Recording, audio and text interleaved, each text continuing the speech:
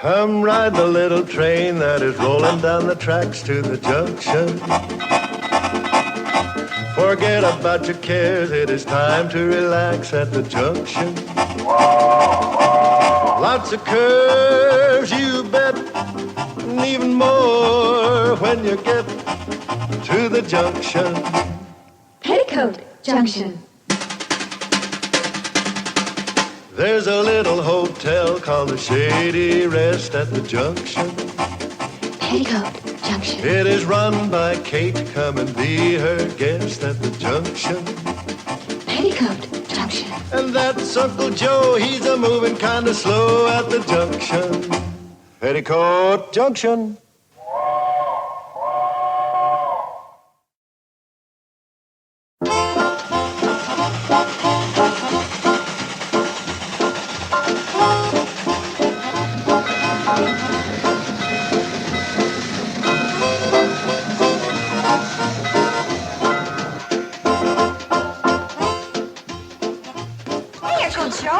Running on a hot day like this. Got a telegram for your mother. Hey, telegram for you. A telegram? What's that, Mom, a telegram? What's it about? How should I know? It's marked personal for your mother. Who would send me a telegram? Norman P. Curtis. He's a riot. He still claims he's president of the CNFW Railroad. Well, what's the message? How would I know? Daddy Norman says Bedlow's coming back out here again. That sneaky Mr. Bedlow. He's always trying to scrap the cannonball. This time he's got a henchman with him named Fred. Don't start worrying, Mom. Yeah, you've outsmarted Mr. Bedlow before. I wonder what skullduggery he's dreamed up this time with this Fred.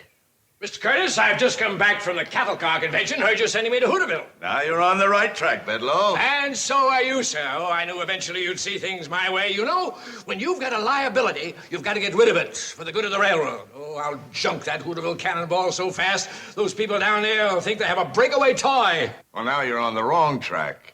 They thought they were going to outsmart your vice president. Well, now that I've got your support, I can get rid of that antediluvian eyesore, that Tunaville folly. Those people down there are going to drop to their bended knees. Now, who's got the last laugh?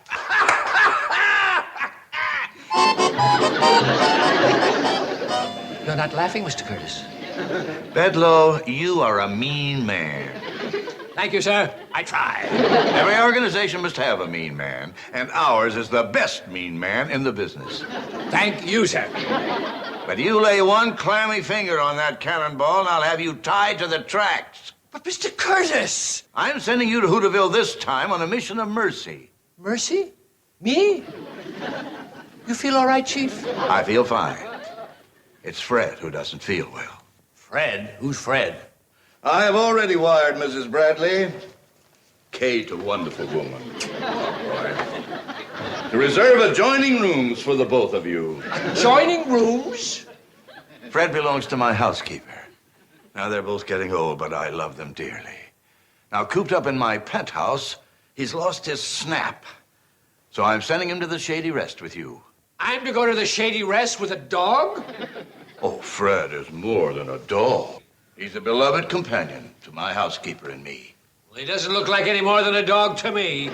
But confined to city living, he's lost his dogginess. Haven't you, old pal? In the world of apartments and city living, it's wrong to bark, to be a dog. Fred, old pal, I haven't heard you bark in months. But 1 week with those wonderful people, and Fred will come back a changed man, revitalized by their robust way of life. So that's what my efforts to close down that railroad have led to, lowering my status so I'm a keeper of the dog. Is that it? Not really, Bedlow. I was hoping to kill two birds with one stone. I want the love and the kindness of those people to rub off on you, too. I sincerely hope by the time you get back, you will have broadened your perspective. You know, there's really more to life, Bedlow, than banging your head against a cannonball. Now, how can you disagree with that? I can't, because you're the president, sir. And I'm merely your vice president in charge of a dog. For months you've been hounding me to get back to that valley. Now that I've given you the opportunity, what do you say? Thank you.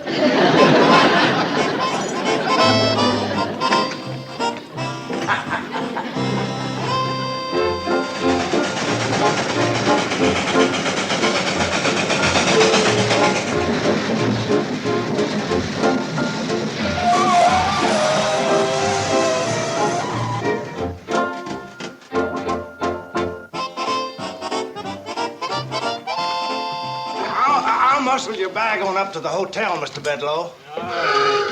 Good grief! Look! What's that? That's Arvel's flivver ball. Running on the CNFW tracks? He's Betty Jo's boyfriend. He put handcar wheels on his flivver so he could drive out here to visit her. He uses our tracks? Ain't any others. Hi, Mr. Pratt. Greetings. What are they doing? What we always do when Arvel signals he's about out of gas, we tow him into Pixley. Fred, I'd report this to the president of the railroad, but he wouldn't believe me. And you wouldn't back me up. Come on.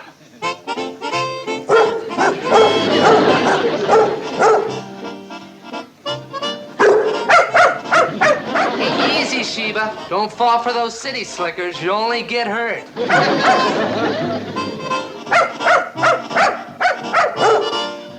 Now, you stop that. This is a miserable trip, so you stay miserable. Now,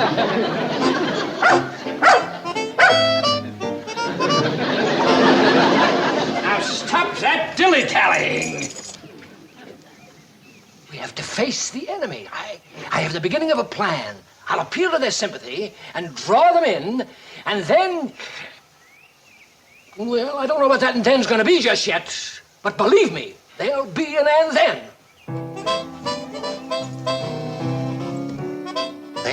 That's Fred? This is Fred.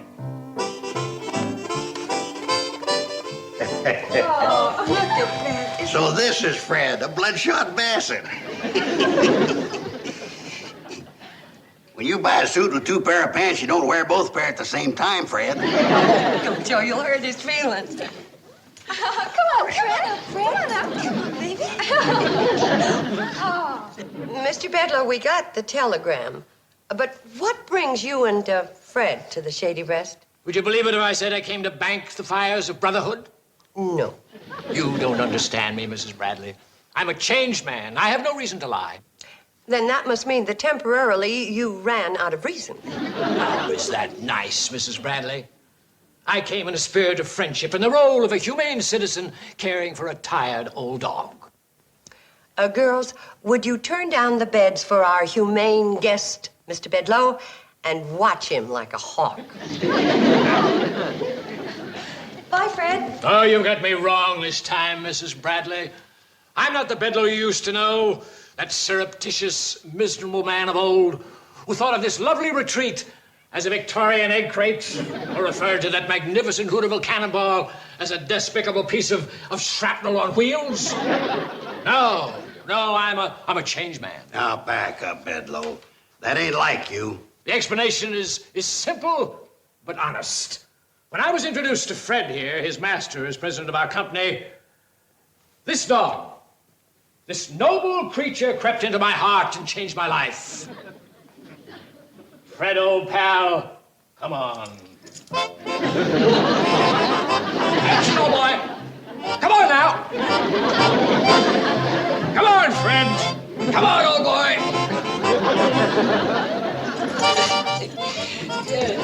Come on, Fred. That's it. Up we go. Here we go, boy. All the way up the stairs. Up the stairs.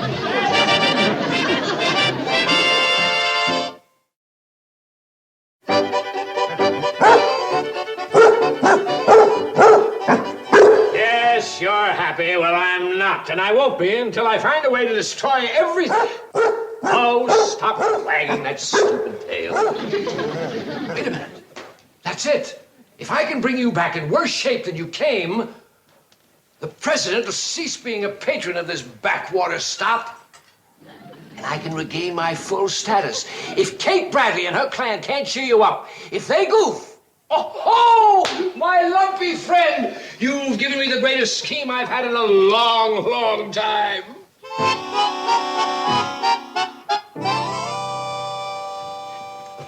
Poor guy.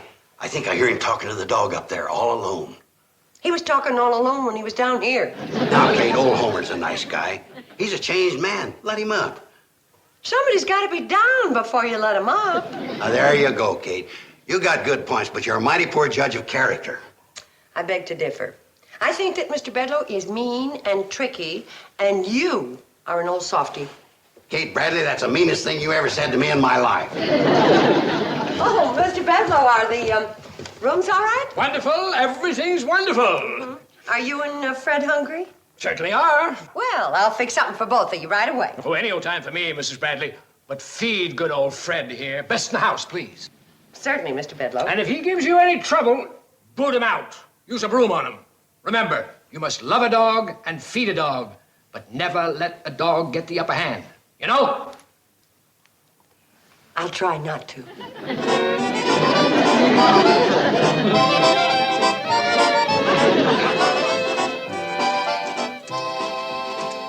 There's something going on. I look at Mr. Bedloe and then at this dog, and I see a Trojan horse. He ain't no Trojan horse. It's just a beagle in a bloodhound suit. I feel sorry for him. Even his droops. Oh, I love Fred. But a smiling, happy Mr. Bedloe, that worries me. Kate, ain't you ever heard the expression, if a leopard wants to change his spots, let him? The expression goes like this. A leopard doesn't change his spots. I knew it was something like that. This sounds like the bark of a happy dog. That's disgusting, revolting. Make your move, Homer, old boy. Starting now. There. That's a lot neater. Look at him dig in. Oh, I'm sorry, Mrs. Bradley. I just remembered that dog's on a strict diet. Pills for his ulcer, pills for his arteries, and pills for his nerves. And powdered dog food, which I will give him.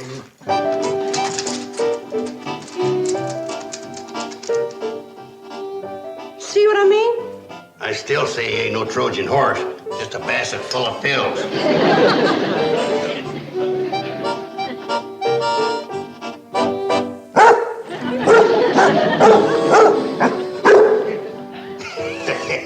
You old rascal. You're feeling your oats around here, ain't you? All right, Fred, back to your room. Oh, it's all right. He's taking to playing games with me. He likes me and my Indian. As a matter of fact, he likes all of us. We like him, too. He's the best paying guest we've had. Don't you see what's happened? He's become a barker. Is that bad? I've never known a dog was much of a talker. I bet it's bad. Now, I didn't want to say this to Mrs. Bradley, as I didn't want to worry her. But I feel I can tell you. Sure. You can tell me anything. And you're right. Kate is a worrier. The president of the railroad paid a lot of money to have that dog trained, and he's run wild up here. Do you know what the president would do if I brought back an undisciplined barker? No.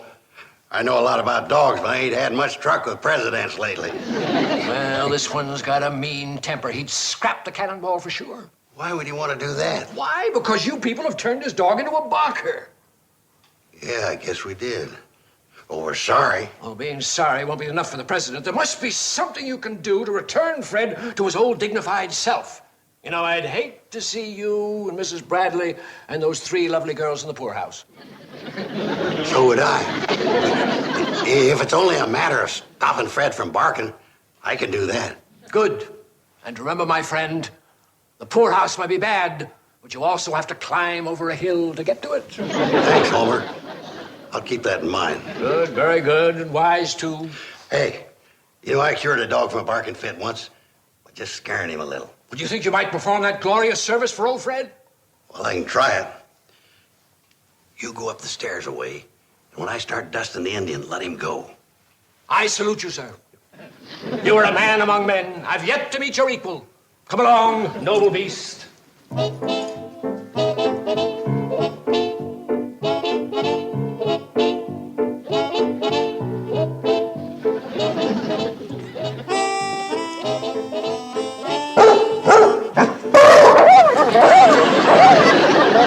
I really think you did it. Of course I did. Never failed. I thought I heard a strange bark. What's so strange about it? That was me.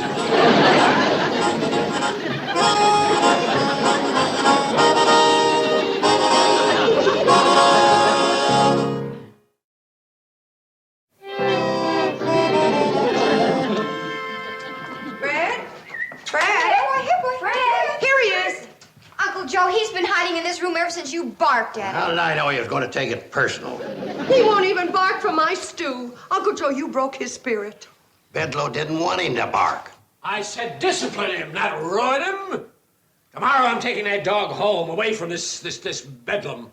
And when the president of the CNFW finds out what you people... Oh, so that's your plan to scrap the cannonball. That's right. I made a better mousetrap and caught all of you in it. You'd ruin a dog just to ruin us. You stated so simply, Mrs. Bradley. Beautiful, isn't it? Victory clutched from the jaws of defeat. Beautiful.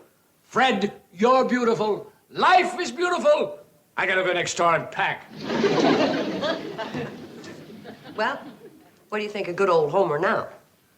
I think he's the south end of a Trojan horse going north. Well, I'm not as worried about the president as I am about poor Fred. Before he goes back, we just gotta make him feel better. He looks so sad and forlorn, Uncle Joe. Do you think we'll ever be able to make him bark again, Uncle Joe? Aren't we lucky to have an expert on dog psychology, Uncle Joe? Why'd I let myself get suckered in by that Bedloe? I am too smart for that. You said that, I did.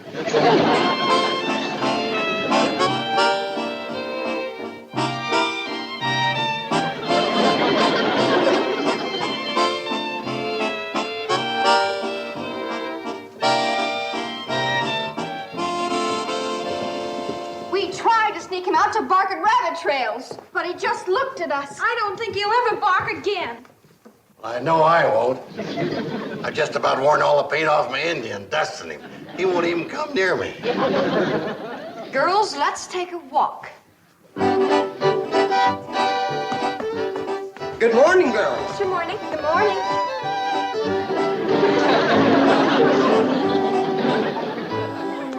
We didn't try that.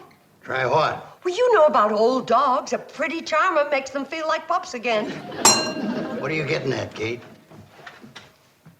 Before the cannonball comes back to pick up Mr. Bedloe and Fred, we gotta round up every girl dog we can find. Fred Ziffel, the pig farmer's got one. Looks more like a pig than a dog. I'll get it. Girls, wait, we got work to do.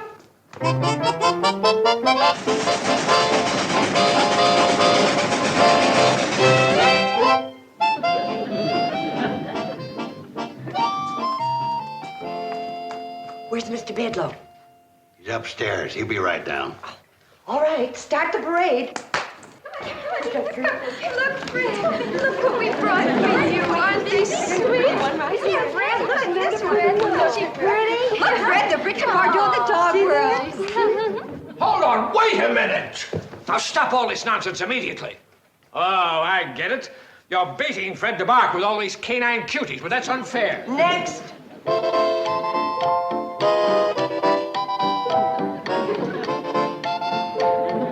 Well, this is the last of the batch, Fred. Bark a little. Bark.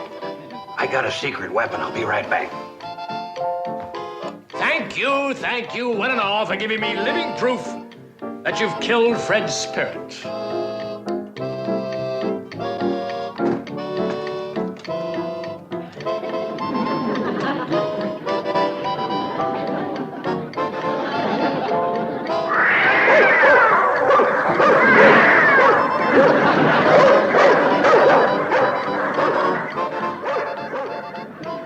Well, I tried.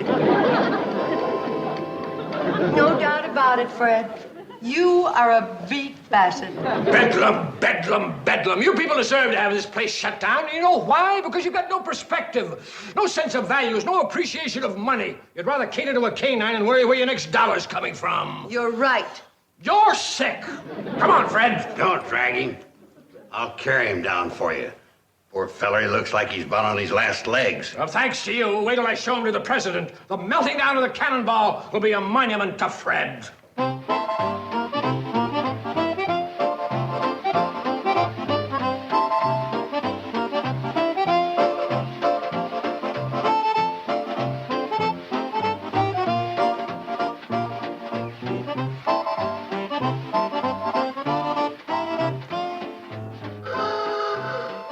It's Orville. This will be the end of that hot rod hand car, too. Come along, my depressed friend, and we'll get aboard.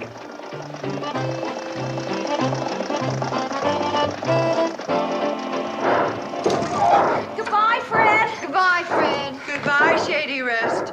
Hey, what's going on? He looks so sad. I don't think Fred wants to live anymore. He doesn't? Why not? I barked at him, that's why. You want to make something out of it? Barked at him? Oh, Uncle Joe, stop blaming yourself. We did all we could to pull him out of it. We couldn't get him interested in anything. Why didn't you show him Sheba? He was real interested in her. Sheba? Fred's interested in that mutt? She's pathetic. Well, he nearly proposed to her the first time he saw her. It was love at first sight. Well, why didn't you say so, you dopey kid? Stop the train! Joe, it's too late. Granted, she's just a stray and doesn't look like much, but you think somebody'd want her. You don't? Well, I can't keep her. I took her to Pixley, but I couldn't give her away. Stop the train! Uncle Joe, it's too late. But it may not be too late for a long shot. Shot at Bedloe? That's a good idea. Bedloe's not too far away for that. Give me a gun. Orville, you are going to take Sheba to the airport in the flivver ball. I am? Sheba to the airport, Mom? Yes, I think the president of the CNFW Railroad deserves a present from all of us at Shady Rest. You mean that flea-bitten female? Well, if Fred was bitten and smitten, that's good enough for me. Mom, I think that's a wonderful idea. What a welcome home for Fred.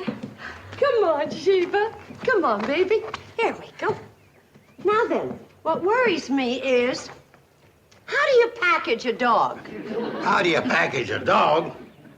How about using my cat crate? Yes, come in. Oh, Bedloe, you're back. With sad news, sir. Look at what those people have done to poor Fred. What did they do?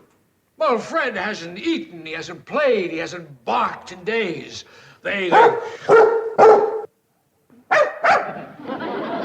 did you get that morale builder?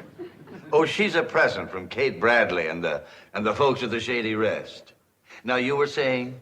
Well, Oh, before you start composing your lie, I think maybe you'd better walk Fred and his country cousin down to the nearest meat market and buy them each a steak. But the nearest market's 2 miles away. Yes, it is quite a walk, isn't It it? certainly is. Well, maybe you better get them 2 steaks. Now, you get going, Bedloe, and take care of the dogs. You know, I'm disappointed in you. You came back in a foul humor, and a foul humor is contagious. It might depress the dogs. So you watch it. But... Don't butt me. Be happy. Yes, sir. Isn't that nice of Mr. Curtis to send me a telegram saying that everything worked out fine? Wouldn't it nice of me letting you open it first? Bye, Mom. Uncle Joe. Bye. See you later. Bye. Bye-bye. What lovely daughters. What a beautiful sound.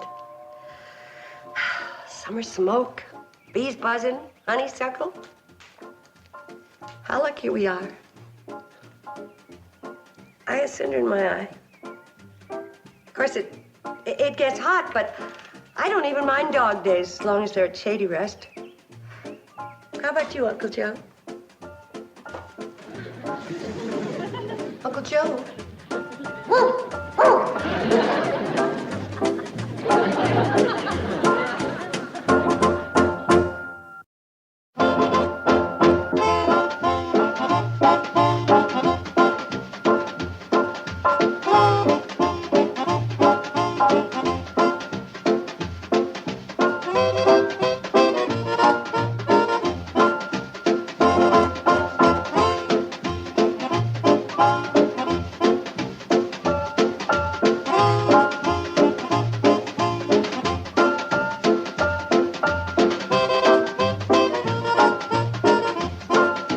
Petticoat Junction.